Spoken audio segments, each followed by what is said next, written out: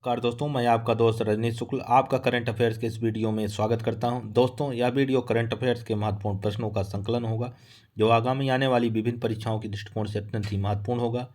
तो दोस्तों, वीडियो को अंत तक देखिएगा और चैनल को लाइक, सब्सक्राइब और शेयर करना ना भूलिएगा। चलिए विषय पर चलते हैं। फ्रेंड्स, आज का पहला प्रश्न है, कौन सा देश स्टैंडिंग विद यूक्रेनियन पीपल पर अंतर्राष्ट्रीय सम्मेलन की मेजबानी करेगा? दोस्तों, वह देश फ्रांस है। France standing with Ukrainian people पर अंतर्राष्ट्रीय सम्मेलन की मेजबानी करेगा। ठीक है। यूक्रेनी नागरिकों के लिए अंतर्राष्ट्रीय समर्थन जुटाने और तत्काल मानवीय मदद की जरूरतों को पूरा करने के उद्देश्य से फ्रांस अंतर्राष्ट्रीय सम्मेलन की मेजबानी करेगा। ठीक है। यह सम्मेलन फ्रांसीसी राष्ट्रपति इमैनुअल मैक्रों की पहल पर आयोजित किया गया है। इसे यूक्रेनियन राष्ट्रपति व्लादिमीर जेलेंस्की वर्चुअली संबोधित करेंगे। ठीक। फ्रांसीसी दूतावास ने कहा, हमारा मकसद यूक्रेन की बिजली आपूर्ति, चिकित्सा देखभाल और सर्दियों की शुरुआत में बुनियादी ढांचे से जुड़ी जरूरतें पूरी करना है। सम्मेलन में 47 देशों के प्रतिनिधि भाग लेंगे। ठीक। नेक्स्ट चलते हैं।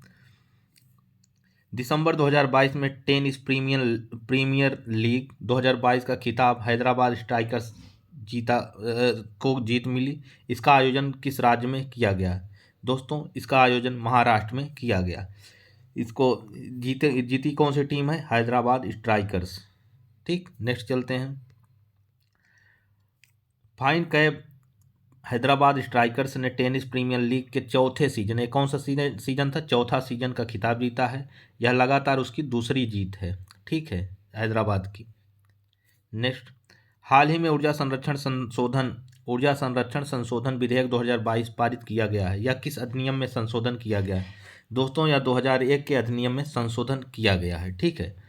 देश में ऊर्जा की बढ़ती जरूरतों एवं भविष्य की आवश्यकताओं को ध्यान में रखते हुए वर्ष 2001 में भारत सरकार के ऊर्जा मंत्रालय के अंतर्गत ब्यूरो ऑफ एनर्जी एफिशिएंसी यानी BEE द्वारा ऊर्जा संरक्षण अधिनियम 2001 को लागू किया गया था। ठीक है। अगस्त 2022 में लोकसभा ने ऊर्जा संरक्षण संशोधन विधेयक पारित कर दिया। इसका उद्देश्य क्या है? ऊर्जा संरक्षण अधिनियम 2001 में संशोधन करना है। प्रतिवर्ष ऊर्जा संरक्षण हेतु 14 दिसंबर को अंतर्राष्ट्रीय ऊर्जा संरक्षण दिवस मनाया जाता है। राष्ट्रीय ऊर्जा संरक्षण दिवस कब मनाया जाता है? 14 दिसंबर को मनाया जाता है। ठीक है, ये फैक्ट है, याद रखिएगा। ऊर्जा संरक्षण का अर्थ क्या है? ऊर्जा का अनावश्यक उपयोग न करना और कम से कम ऊर्जा का प्रयोग कर कार्य करना भविष्य में ऊर्जा की जरूरतों को ध्यान में रखते हुए इसका संरक्षण आवश्यक है। ठीक है। नेक्स्ट चलते हैं। दिसंबर 2022 में 20वें संस्करण इंटरनेशनल माउंटेन फिल्म फेस्टिवल का आयोजन कहाँ किया गया है? दोस्तों, इसका आयोजन काठमांडू में किया गया। नेपाल की राजधानी काठमांडू में किया गया है। Kathmandu international mountain film festival का 20वां संस्करण है। कौन सा संस्करण है? ये 20वां संस्करण है, जिस 8 दिसंबर 2022 को काठमांडू में शुरू हुआ। काठमांडू नेपाल की राजधानी है। सिरिन द्वारा निर्देशित और निर्मित हिंदी फिल्म आयना Kathmandu international mountain film festival के 20वें संस्करण में दिखाई गई। ठीक है। कोरियाई, हिंदी, स्पेनिश, रूसी, फ्रेंच, दियोला, इटालियन और लेबनानी भाषा में 55 फिल्में प्रस्तुत की गई हैं। इस साल फिल्म फेस्ट की थीम क्या थी? Sustainable summits. इस फिल्म का थीम क्या थी? Sustainable summits. ठीक। नेक्स्ट चलते हैं। राष्ट्रीय निशानेबाजी चैंपियनशिप में मनु भाकर ने कौन सा पदक जीता? दोस्तों, मनु भाकर ने इस प्रतियोगिता में स्वर्ण पदक जीता। ठीक। टोक्यो ओलंपियन मधु भाकर ने भोपाल में चल रही राष्ट्रीय, इसका आयोजन कहाँ किया गया था? भोपाल में, याद रखिएगा।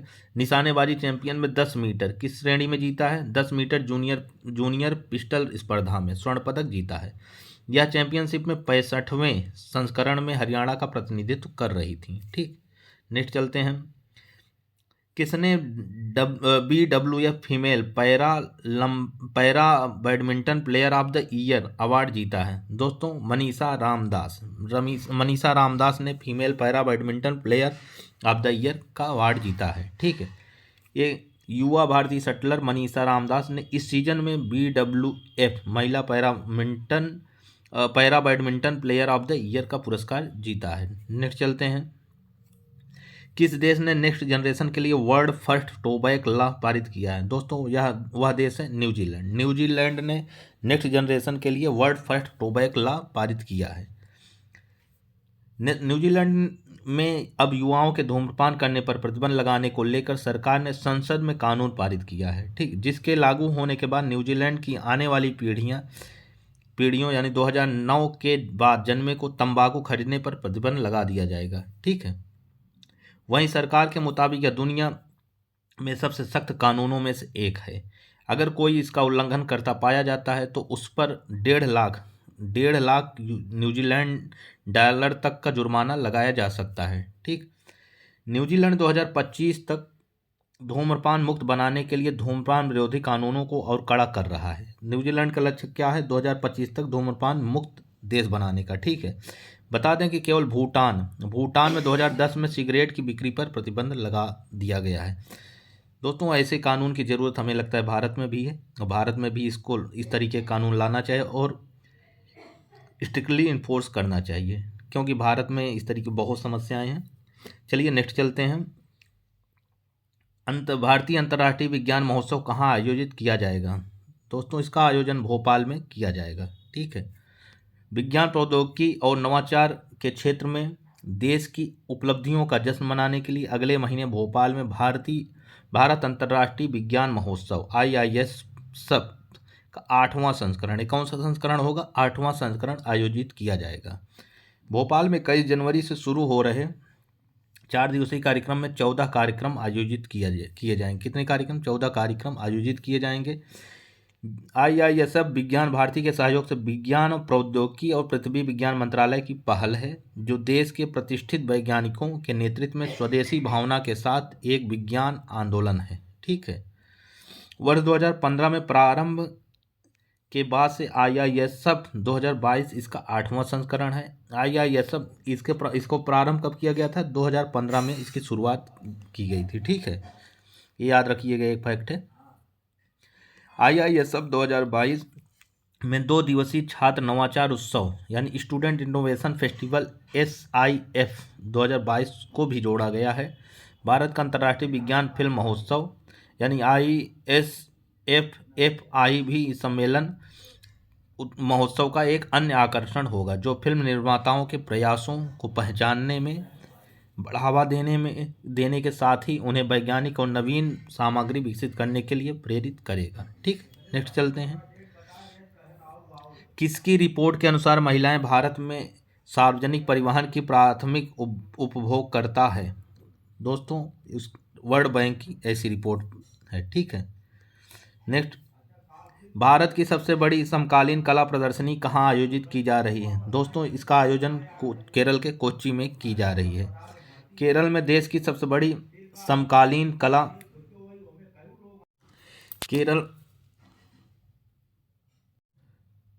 केरल में देश की सबसे बड़ी समकालीन कला प्रदर्शनी कोच्चि मुजिरिस में आयोजित की गई। इस प्रदर्शनी में विश्व के विभिन्न देशों के 90 कलाकारों की 200 प्रमुख कलाकृतियों का प्रदर्शन किया जाएगा।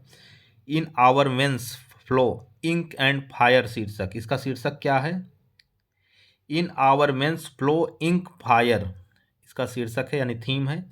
शीर्षक से इस प्रदर्शनी का प्रबंधन भारतीय मूल की सिंगापुर की सुबिगी राव ने किया है, ठीक है। ये याद रखिएगा, इसमें सुबिगी राव और in our veins flow ink and fire, ये 2 चीज महत्वपूर्ण है। इसका उद्घाटन मुख्यमंत्री पिनराई विजयन ने की, ठीक है। नेक्स्ट चलते हैं। हाल ही में आम आदमी पार्टी की भारत की कौन से नंबर की राष्ट्रीय पार्टी बनी? दोस्तों ये देश की 9वीं राष्ट्रीय पार्टी बनी, ठीक है। वर्तमान में आम आदमी पार्टी सहित कुल 9 राष्ट्रीय पार्टियां हैं, जिनमें बीजेपी, कांग्रेस, राष्ट्रीय Janata Dal, TMC, NCP, CPIM, CPM, BSP, आम आदमी पार्टी शामिल है, ठीक है। नेक्स्ट, अब आइए जानते हैं राष्ट्रीय पार्टी बनने के मानक क्या होते हैं। कोई राजनीतिक दल लोकसभा चुनाव के दौरान 3 राज्यों में लोकसभा की 2% यानी 11 सीटें जीते, या कोई पार्टी 4 या इससे ज़्यादा राज्यों में क्षेत्रीय पार्टी के रूप में मान्यता रखती हो, या कोई राजनीतिक दल 4 लोकसभा सीटों के अलावा लोकसभा में 6% वोट हासिल करे, या फिर विधानसभा चुनाव में 4 या इससे अधिक राज्यों में कुल 6% या से ज़्यादा वोट शेयर जुटा ले तो उसको राष्ट्रीय पार्टी का की मान्यता दे दी जाती है। ठीक है, इन कंडीशन को फुलफिल करने के बाद आइए जानते हैं राष्ट्रीय पार्टी बनने से फायदे क्या मिलते हैं। पार्टी की एक अस्थायी चुनाव चिन्ह आवंटित किया जाता है। निर्वाचन सूची मुफ्त और अनिवार्य रूप तौर पर प्राप्त करने की सुविधा दी जाती है। चुनाव के कुछ समय पहले उन्हें राष्ट्रीय और राज्य स्तर पर टेलीविज़न और रेडियो प्रसारण के लिए समय जाने की अनुमति दी जाती है ताकि वे अपनी बात को ज़्यादा से ज़्यादा लोगों तक पहुंचा सके। ये इसके फायदे होते हैं राष्ट्रीय पार्टी बनने के बाद। ठीक है, नेक्स्ट चलते हैं। हाल ही में महाकवि सुब्रमण्यम भरथियार की प्रतिमा का अनावरण कहाँ किया गया? दोस्तों इनकी प्रतिमा का अनावरण वाराणसी में किया गया है। ठीक, तमिलनाडु के मुख्यमंत्री एम के स्टालिन ने वीडियो कॉन्फ्रेंसिंग के जरिए तमिल के महाकवि सुब्रमण्यम भारती की प्रतिमा का वाराणसी में भरथियार के पुनर्निर्मित घर से में अनावरण किया गया। महाकवि की 141वीं जयंती थी। ठीक है, इसी के उपलक्ष्य में किया गया। महाकवि सुब्रमण्यम कौन है आइए जानते हैं। महाकवि सुब्रमण्यम भारती एक तमिल लेखक, कवि, पत्रकार, भारतीय स्वतंत्रता कार्यकर्ता, समाज सुधारक और बहुभाषाविद थे। ठीक है, कवि में उनकी उत्कृष्टता के लिए उन्हें भारती शीर्षक दिया गया था। इनकी उपलब्धता के लिए इन्हें भारतीय शीर्षक दिया गया था। भारती ने महिलाओं की मुक्ति के लिए संघर्ष किया, बाल विवाह के खिलाफ जाति व्यवस्था का घोर विरोध भी किया। ठीक, नेक्स्ट चलते हैं। दिसंबर 2022 में निम्न में से किसे Shri Chandrashekharendra Saraswati national eminence award प्रदान किया गया? दोस्तों वेंकैया नायडू जी को Chandrashekharendra Saraswati national eminence award प्रदान किया गया है। ठीक, आइए जानते हैं। श्री चंद्रशेखरेंद्र सरस्वती राष्ट्रीय सम्मान पुरस्कार कांची के दिवंगत दृष्टा श्री चंद्रशेखरेंद्र सरस्वती की स्मृति में दिया जाता है, जिनका 1994 100 वर्ष की आयु में निधन हो गया। ठीक है, पुरस्कारों को दक्षिण भारतीय शिक्षा समिति द्वारा स्थापित किया गया। इस पुरस्कार को किस संस्था के द्वारा स्थापित किया गया? दक्षिण भारतीय शिक्षा समिति द्वारा। ठीक है, इसमें 2.5 लाख रुपए नगद पुरस्कार और एक प्रशस्ति पत्र, 1 साल और एक सजावटी दीपक दिए जाते हैं। ठीक, नेक्स्ट चलते हैं। प्रधानमंत्री नरेंद्र मोदी ने किस राज्य को मोपा अंतर्राष्ट्रीय हवाई अड्डा समर्पित किया? दोस्तों गोवा में मोपा अंतर्राष्ट्रीय हवाई अड्डा है, जिसको राष्ट्रपति ने हाल ही में राष्ट्र को समर्पित किया। ठीक है, प्रधानमंत्री नरेंद्र मोदी ने रविवार को गोवा में मोपा ग्रीनफील्ड अंतर्राष्ट्रीय कैसा एयरपोर्ट है? ग्रीनफील्ड अंतर्राष्ट्रीय हवाई अड्डा है। ठीक, पहले चरण का उद्घाटन किया है। इसका नाम क्या है? मनोहर अंतर्राष्ट्रीय हवाई अड्डा। इसका नाम क्या है? मनोहर अंतर्राष्ट्रीय हवाई अड्डा, जो गोवा के पूर्व मुख्यमंत्री और रक्षा मंत्री मनोहर पर्रिकर को समर्पित किया गया है। ठीक है, आइए जानते हैं ग्रीनफील्ड एयरपोर्ट होता क्या है। एक नई और विकसित जमीन पर बनाए गए एयरपोर्ट को ही ग्रीनफील्ड एयरपोर्ट कहा जाता है। ठीक, इसमें ग्रीनफील्ड शब्द का कनेक्शन सॉफ्टवेयर इंजीनियरिंग से है। ऐसे एयरपोर्ट को उस जमीन पर बनाया जाता है जिस पर पूर्व में कुछ भी काम न कराया गया हो। ठीक, इसके अलावा ग्रीनफील्ड एयरपोर्ट का निर्माण वर्तमान में मौजूद एयरपोर्ट पर बढ़ती भीड़ को कम करने के लिए भी किया जाता है। ठीक, नेक्स्ट चलते हैं। दिसंबर 2022 में किस अरब देश ने चंद्र अंतरिक्ष यान लॉन्च किया है? दोस्तों वो देश है यूएई यानी संयुक्त अरब अमीरात। ठीक, एक स्पेसएक्स फाल्कन 9 रॉकेट अंतरिक्ष में पहली बार अरब निर्मित चंद्र अंतरिक्ष यान ले गया। इसे फ्लोरिडा के केप कैनावरेल स्पेस फोर्स स्टेशन से लॉन्च किया गया था। ठीक, राशिद रोवर संयुक्त अरब अमीरात में दुबई के मोहम्मद बिन राशिद स्पेस सेंटर द्वारा बनाया गया था और जापानी चंद्र अन्वेषण कंपनी आई स्पेस द्वारा इंजीनियर हकूतो आर लैंडर द्वारा वितरित किया जा रहा है। ठीक, नेक्स्ट चलते हैं। हाल ही में भारत और किस देश के बीच संयुक्त प्रशिक्षण अभ्यास सूर्य किरण शुरू हुआ?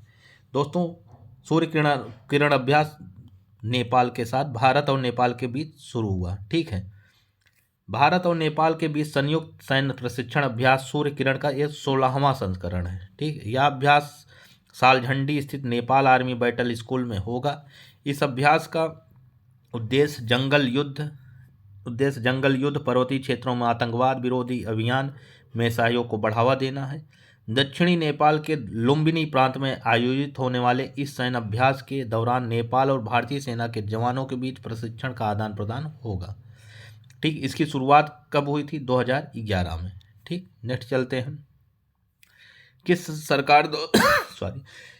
किस राज्य सरकार द्वारा हाल ही में अरुणोदय 2.0 योजना शुरू किया गया है? दोस्तों, असम राज्य द्वारा सरकार द्वारा अरुणोदय 2.0 योजना की शुरुआत की गई है। ठीक है, असम के मुख्यमंत्री हेमंत बिस्वा शर्मा ने राज्य सरकार की प्रमुख योजना अरुणोदय का दूसरा संस्करण, ये इस योजना का दूसरा संस्करण है। ठीक है, जिसका उद्देश्य क्या है? आर्थिक रूप से वंचित परिवारों को वित्तीय सुरक्षा प्रदान करना है, इसका उद्देश्य है। ठीक है, इस सामाजिक क्षेत्र की योजना के पहले चरण के तहत अब तक 17 लाख महिलाओं को प्रत्येक माह की 10 तारीख को प्रत्यक्ष लाभ अंतरण यानी डीबीटी पद्धति के माध्यम से 1250 रुपये की राशि प्रदान हो रही है।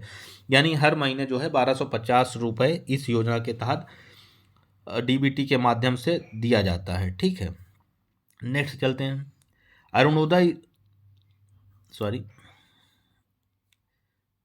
अरुणोदय योजना की शुरुआत 1 दिसंबर, इसकी शुरुआत कब हुई? 1 दिसंबर 2020 को शुरू हुई।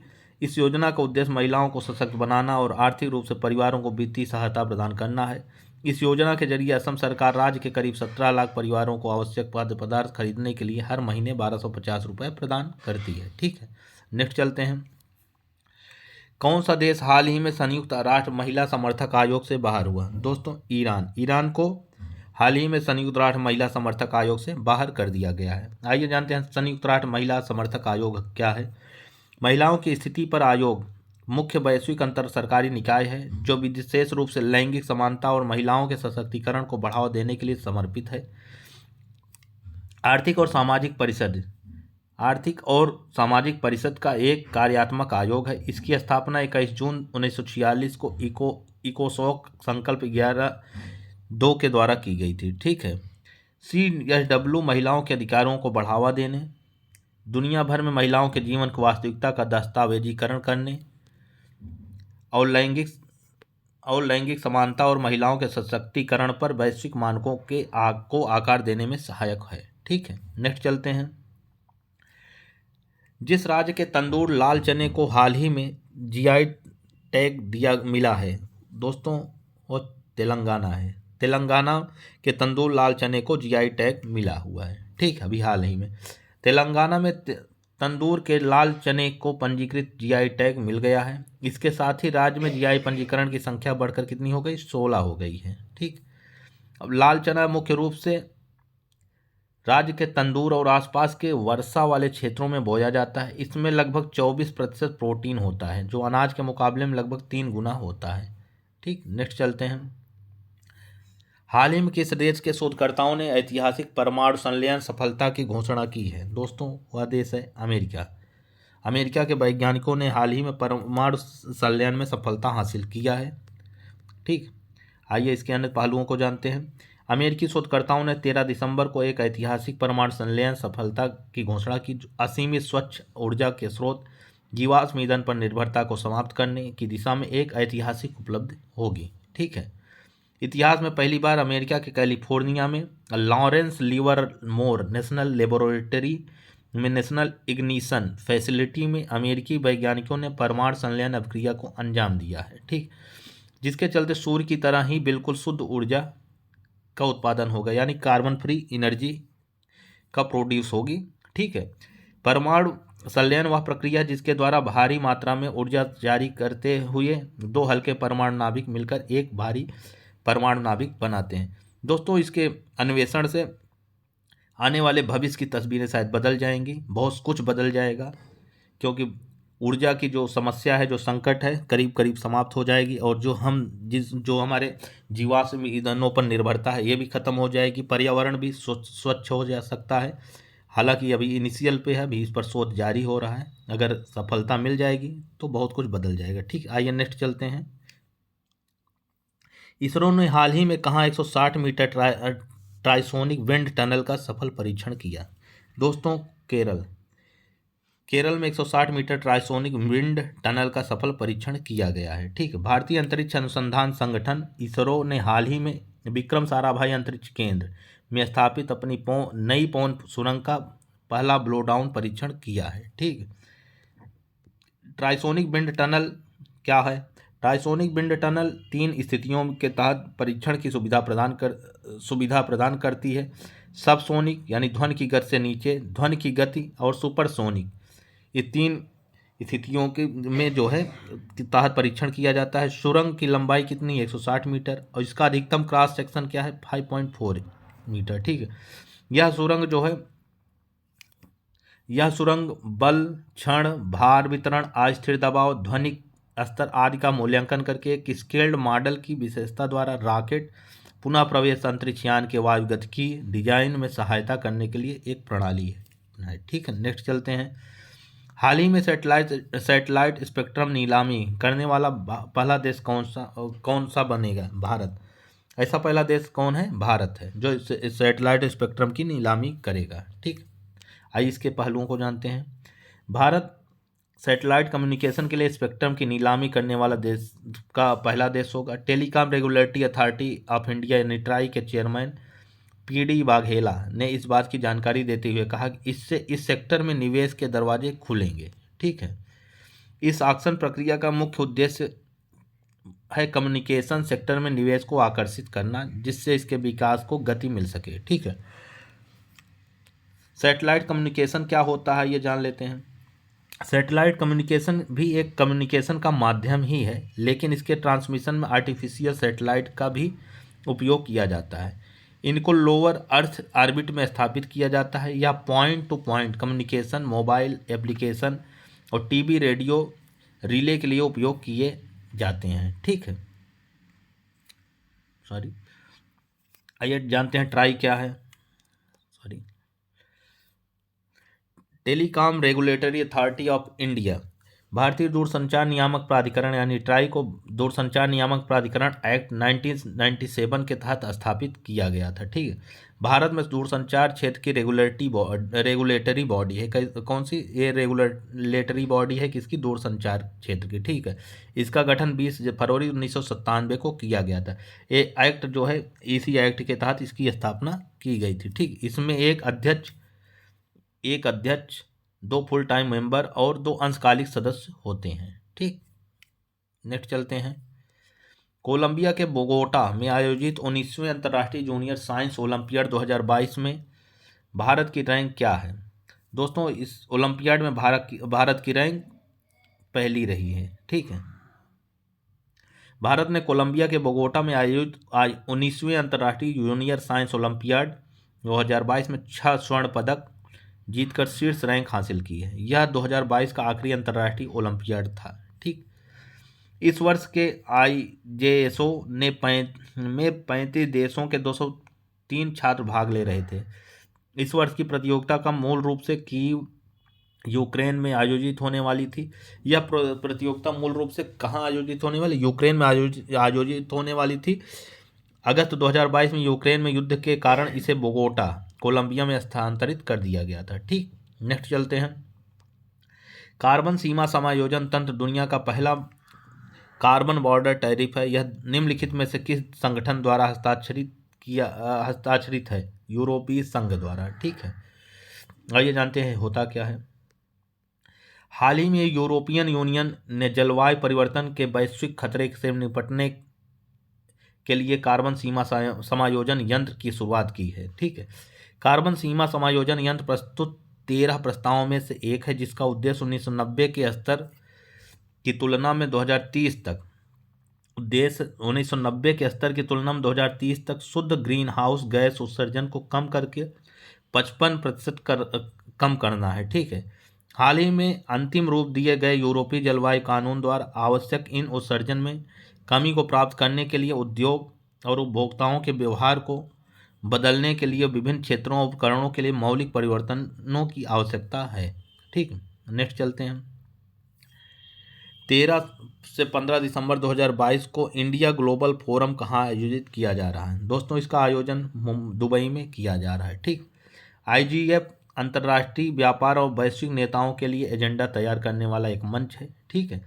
इलेक्ट्रॉनिक एवं सूचना प्रौद्योगिकी और कौशल विकास एवं उद्यमिता राज्य मंत्री श्री राजीव चंद्रशेखर 13 से 15 दिसंबर 2022 को दुबई में इंडिया ग्लोबल फोरम में शामिल हुए। वह दोनों देशों के बीच सहयोग के संभावित क्षेत्रों की तलाश करने के लिए उद्योग जगत के दिग्गजों, उद्यमियों, स्टार्टअप और इनोवेटर्स से भी मिले। ठीक है। इस तरीके के जो होते हैं आयोजित जो प्रोग्राम किए जाते हैं, ज़्यादातर निवेश को बढ़ाने या उनको देश में निवेश को आकर्षित करने के लिए किए जाते हैं। ऐसे तमाम दो देशों के मध्य MOU भी हस्ताक्षरित होते हैं। ठीक है। नेक्स्ट चलते हैं। दिसंबर 2022 में जारी 2022 हुरून ग्लोबल 500 सूची में भारत का रैंक क्या है? दोस्तों, भारत का रैंक 5वां है। ठीक। 2022 हुरून ग्लोबल 500 सूची हाल ही में जारी की गई, जिसमें भारत 5वें स्थान पर है। ठीक। हुरून ग्लोबल 500 सूची दुनिया की शीर्ष 500 सबसे मूल्यवान गैर राज्य नियंत्रित कंपनियों का संकलन होता है। ठीक। यह हुरून रिसर्च इंस्टीट्यूट द्वारा जारी किया जाता है। इस सूची में कंपनियों को उनके बाजार पूंजीकरण यानी सूचीबद्ध कंपनियों के लिए और मूल्यांकन गैर सूचीबद्ध कंपनियों के आधार पर रैंक किया जाता है। ठीक। देश में 20 कंपनियां हैं। देश की 20 कंपनियां हैं जिन्हें इस सूची में शामिल किया गया है। इन 20 कंपनियों में से 11 मुंबई में, 4 अहमदाबाद में और एक नोएडा, नई दिल्ली, बेंगलुरु और कोलकाता में स्थित हैं। ठीक। $202 बिलियन के साथ रिलायंस इंडस्ट्री भारत की सबसे मूल्यवान कंपनी है। इसके बाद टाटा कंसल्टेंसी सर्विसेज यानी TCS 139 बिलियन के साथ वैल्यूएशन और HDFC बैंक के पास $97 बिलियन वैल्यूएशन के साथ तीसरे स्थान पर है। ठीक। भारत की रिलायंस इंडस्ट्रीज और टाटा कंसल्टेंसी सर्विसेज जो 34वें और 65वें स्थान पर है। सूची में शीर्ष 100 में शामिल होने वाली दो भारतीय कंपनियां हैं। शीर्ष 2 में शामिल होने वाली 2 भारतीय कंपनियां कौन सी हैं? रिलायंस इंडस्ट्री जिसकी रैंक है 34वीं और टाटा कंसल्टेंसी सर्विसेज जिसकी रैंक है 65वीं। ठीक है।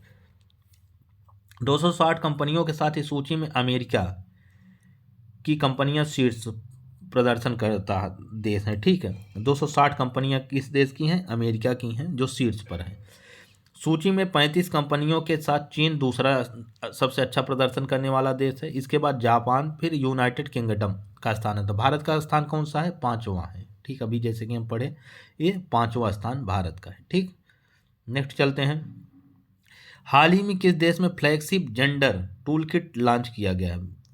इसको लॉन्च किया गया है विश्व बैंक द्वारा। ठीक। इसी से संबंधित इसके पूर्व में एक क्वेश्चन किए थे, उससे ही रिलेट है ये। ठीक।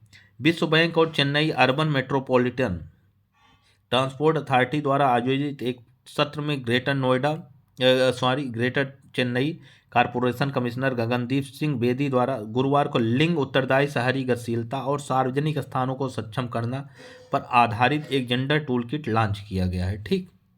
ये विश्व बैंक के साथ है। ठीक। विश्व बैंक के टूल किट का उद्देश्य क्या है? गतिशीलता और शहर के डिजाइन से जुड़े लैंगिक मुद्दों को सुर्खियों में लाना है। ठीक। टूल किट विश्व बैंक द्वारा प्रकाशित 2 खंड मार्गदर्शिका है जो शहरी निकायों के लिए लिंग उत्तरदायी शहरी गतिशीलता और सार्वजनिक स्थान कार्यक्रम को डिजाइन करने के लिए 4 स्तंभ कार्यान्वयन ढांचे का विवरण देती है। ठीक है। दोस्तों, आज के इस वीडियो का अंतिम प्रश्न रहा है। अगर आपको मेरा कंटेंट या पढ़ाने का तरीका अच्छा लगता हो तो प्लीज़ मेरे वीडियो को लाइक, सब्सक्राइब और शेयर करना ना भूलिएगा। अगर इसका PDF चाहिए होगा तो डिस्क्रिप्शन में दिए गए टेलीग्राम लिंक पर जाकर वहाँ से आप डाउनलोड कर सकते हैं। धन्यवाद।